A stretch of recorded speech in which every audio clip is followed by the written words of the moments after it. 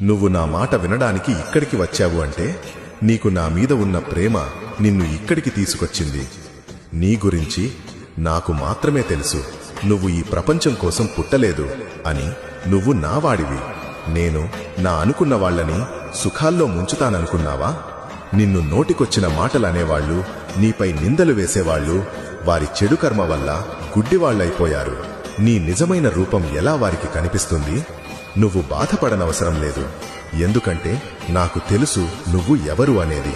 నీ కర్మ లెక్కలు అన్నీ చూసేది నేనే. నువ్వు సుఖాలడుగుతావు, కాని నేను నీకు దుఃఖమిస్తాను. ఎందుకంటే సుఖాలకు అలవాటు పడిన వాళ్లు చేతకాని వాళ్లైపోతారు. దుఃఖంలో కూడా పోరాడేవాడు ఎలా ఉన్నా దేన్నైనా సరే ఎదురించగలడు.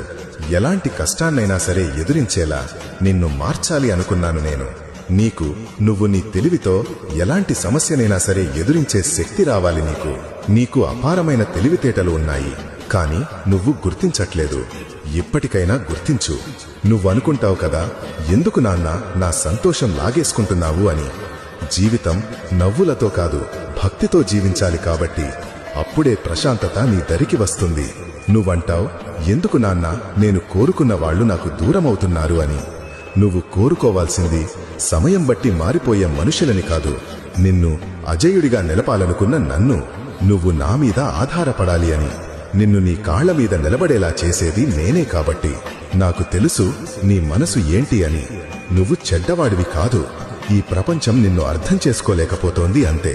కాని నా మనసులో ఉన్నది నువ్వు అర్థం చేసుకుంటే అప్పుడు తెలుస్తుంది నేను నీ నుంచి లాక్కుందంతా నీకు వరమే అని. గుర్తుపెట్టుకో, అందరూ నిన్ను చెడ్డవాడివి అన్నా సరే నాకు తెలుసు నువ్వు ఎంత నిర్మలమైన మనసు ఉన్నవాడివి అని. చేసిన పాపాల వల్ల అందరి కళ్ళు మూసుకుపోయి ఉండొచ్చు, కాని నా త్రినేత్రల చూపు నుండి ఏదీ దాచలేరు. ఎవ్వరూ తప్పించుకోలేరు. నువ్వే చూస్తావు.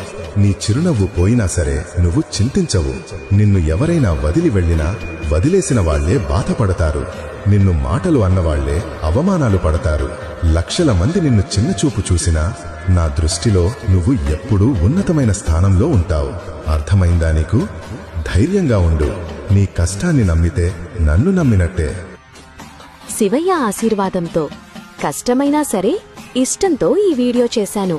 నచ్చితేనే లైక్ కొట్టండి.